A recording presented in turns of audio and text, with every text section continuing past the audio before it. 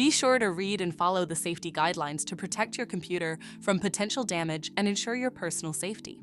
For more information about safety guidelines, see the owner's manual at dell.com/support. Before you begin, turn off the computer and disconnect all the attached peripherals.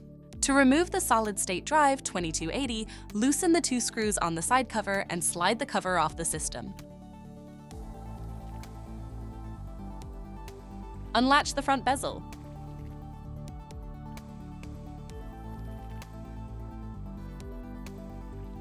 Identify the hard drive assembly and disconnect the cables. Remove the 2 screws and lift the assembly out of the system. Identify the disk drive cage and disconnect the cables. Remove the screw and lift the cage out of the system.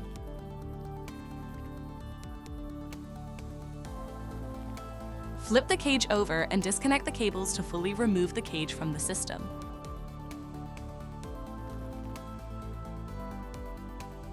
Identify the solid-state drive and remove the screw securing it.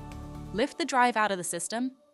To reinstall the solid-state drive 2280, place it back in the system and tighten the screw to secure it. Place the disk drive cage back in the system and reconnect the cables. Flip the cage over and install the screw.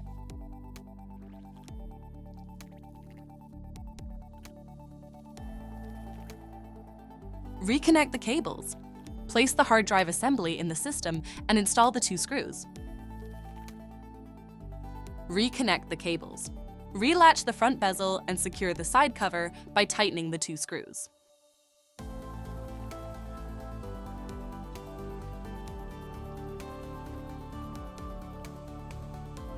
For more information about your Dell system, visit dell.com/support.